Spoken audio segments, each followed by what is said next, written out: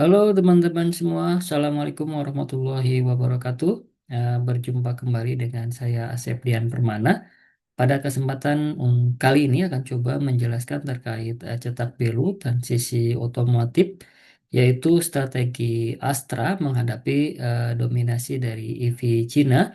Untuk pembahasan kali ini merupakan bagian dari ujian akhir semester mata kuliah Manajemen Strategik dengan dosen pembimbing Bapak Dr. Samsul Hidayat, SE, SPD, MPD, MM, CHRO, CFTR.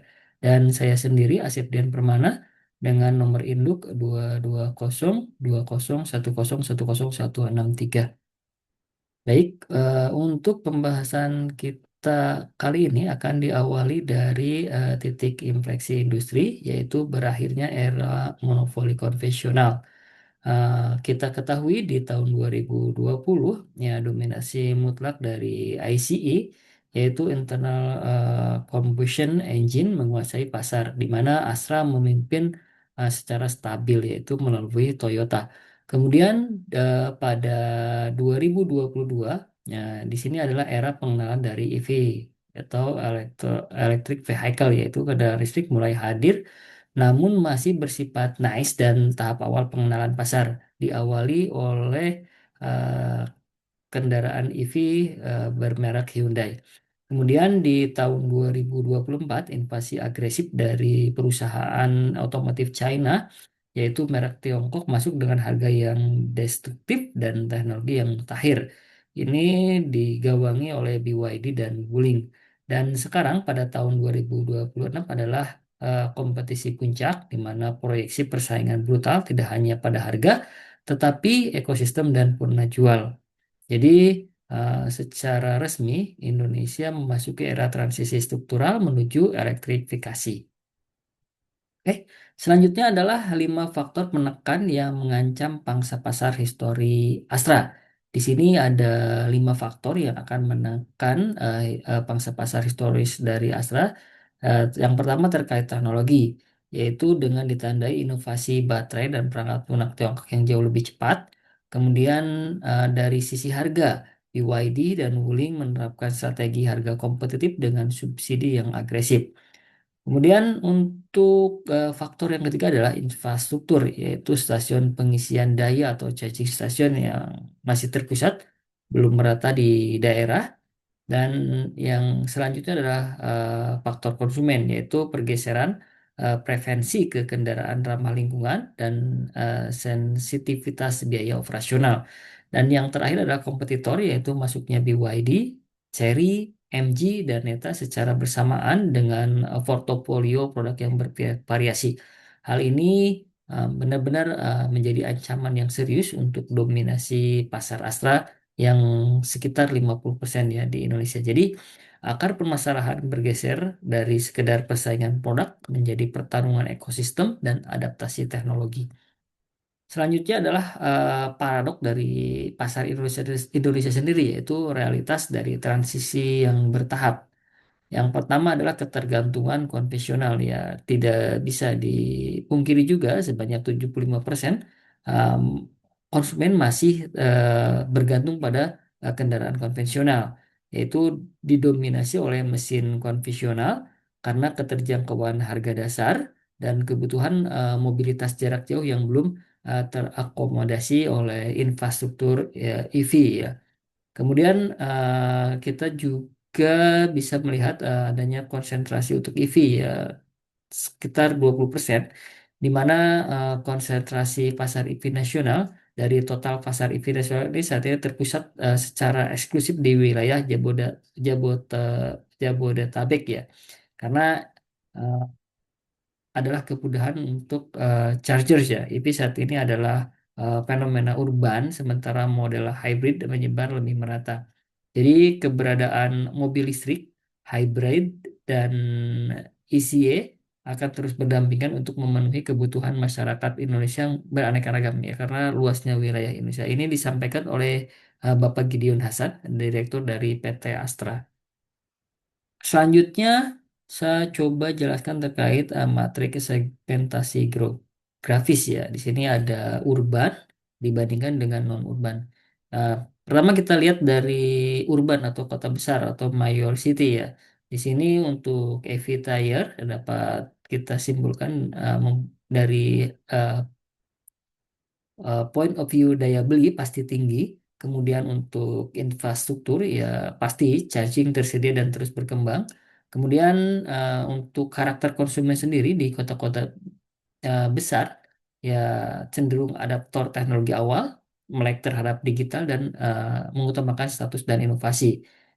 Dan yang terakhir adalah kesesuaian produk ya untuk kota besar ya ini sangat mendukung jika uh, diberlakukan full EV yaitu auto electric vehicle ya. Sedangkan untuk mayor city atau di daerah-daerah yang segmentasinya terkait daya beli ya masih sensitif terhadap harga, kemudian secara infrastruktur juga masih terbatas dan jarak antar kota jauh sehingga dibutuhkan mobilitas yang tinggi. Dan untuk non-mayor city sendiri, untuk karakter konsumennya masih berpikir secara fungsional dan lebih mengutamakan daya tahan dan biaya perawatan yang rendah. Untuk kesesuaian produknya sendiri ya untuk non-major city ya lebih cenderung membutuhkan ICE atau konvensional dan juga tipe hybrid ya. Jadi perbedaan radikal ini memaksa Astra mempertahankan portofolio ganda yaitu dua Fortran untuk melayani seluruh spektrum pasar. Selanjutnya ada diagnostik internal Astra yaitu perbandingan antara ekosistem dengan kelambatan adaptasi. Yang pertama dari kekuatan ya kita kenal Astra mempunyai brand dengan kepercayaan yang tinggi yaitu secara histori ya reputasinya yang mengakar di masyarakat Indonesia. Kemudian Astra juga mempunyai layanan purna jual atau after sales yang sangat luas sehingga ketersediaan suku cadang dan mekanik terlatih ada di mana aja dan tidak tertandingi oleh uh, perusahaan yang lain. Kemudian Astra mempunyai jaringan dealer yang sangat luas, lebih dari 300 dealer fisik yang menjangkau pelosok Nusantara dan juga ekosistem yang terintegrasi yaitu menguasai rantai nilai dari financing, asuransi hingga trade-in. Sedangkan untuk kelemahan dari Asa sendiri yaitu terkait harga ya relatif tinggi karena biaya produksi dan harga jual akhir masih di atas rata-rata merek Tiongkok. Kemudian Asa sendiri mempunyai kelemahan adaptasi yang lemah atau lambat terhadap EV, sehingga pengembangan portofolio untuk full EV tertinggal dari kecepatan inovasi pemain baru seperti BYD ataupun Wuling ya. Dan yang terakhir adalah Astra mempunyai kelemahan dengan adanya ketergantungan ICE, yaitu kinerja keuangan masih sangat ditopang oleh penjualan kendaraan yang berbahan bakar fosil. Oke, selanjutnya adalah landscape eksternal, yaitu peluang, transisi, dan ancaman eh, disrupsi harga. Di sini ada opportunities atau kesempatan di mana transisi bertahap, yaitu mobil hybrid semakin diminati sehingga solusi paling realistis untuk kondisi infrastruktur di Indonesia saat ini. Kemudian dengan adanya dukungan pemerintah yaitu berupa insentif pajak, subsidi mempercepat lokalisasi dari produk EV dan baterai. Dan yang terakhir adalah pertumbuhan pasar yaitu proyeksi adopsi EV yang akan terus meningkat secara eksponensial di kota-kota besar. Sedangkan untuk threat-nya sendiri atau ancaman, yaitu invasi EV dari perusahaan China, ya merek seperti BYD masuk dengan produk spesifikasi tinggi namun harga yang sangat destruktif. Kemudian adanya perang harga atau price war, yaitu strategi pendatang baru yang menekan margin profitabilitas industri secara keseluruhan. Dan yang terakhir adalah siklus teknologi cepat. Ini risiko usang atau obsolescence jika inovasi software dan baterai tidak segera diadaptasi ya. Berikutnya adalah medan pertempuran strategis, yaitu ekosistem dengan inovasi ya. Di sini ada Astra dan EV China. Sedangkan untuk pembandingnya atau dimensi persaingnya ada empat hal. Yang pertama kita bahas terkait fokus kekuatan ya. Untuk Astra sendiri ekosistem terintegrasi dan purna jualnya sangat luas, sedangkan untuk EV dari China ya teknologi EV dan efisiensi baterai. Kemudian dari dimensi persaingan atau portofolionya pendekatan terhadap bertahap, hybrid dan ICE, sedangkan untuk EV China ya full EV yang sangat agresif. Kemudian untuk penetrasi pasar ya seluruh pelosok Indonesia lebih lebih dari 300 dealer, sedangkan untuk EV kendaraan EV masih terpusat di kota besar. Dan untuk dimensi persaingan terkait struktur harga, ya untuk Astra masih premium dan menjaga margin, sedangkan untuk EV dari Cina ya harga penetrasi atau subsidi yang agresif. Persaingan sesungguhnya bukan sekedar mobil mana yang lebih baik, tetapi apakah ekosistem layanan Astra mampu mendukung teknologi murah, eh, membendung teknologi murah Tiongkok sebelum infrastruktur merata. Itu menjadi kunci dari persaingan Astra ya. Kemudian selanjutnya saya coba bahas terkait cetak biru pertahanan Astra. Di sini ada 7 pilar strategis yang eh, berkelanjutan. Ya, yang target utamanya adalah mempertahankan 50% market share ya. Untuk pilar yang pertama yaitu strategi produk dan pasar ada 2 pilar utama, yaitu dual force train strategi ya, dengan mengamankan ACE dan mempercepat hybrid serta ekspansi EV. Sedangkan pilar keduanya adalah customer segmentation, yaitu fokus shipper lokal sesuai dengan infrastruktur. Yang pilar selanjutnya adalah keunggulan ekosistem. Di sini ada 2 pilar juga, yaitu yang pertama strengthening ekosistem atau optimalisasi dealer dan after sales, dan pilar yang selanjutnya adalah competitive pricing atau dengan produksi lokal dan TKDN yang tinggi.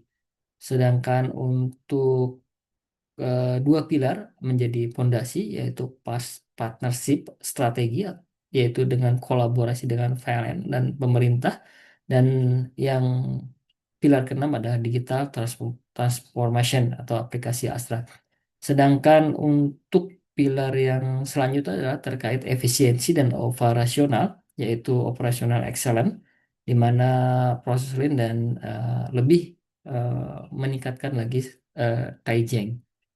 Kemudian untuk lini depan atau eksekusi dual forward train dan segmentasi presisi. Di sini kita coba 3 jenis kendaraan. Yang pertama kendaraan ECE, tangguh dan terpercaya.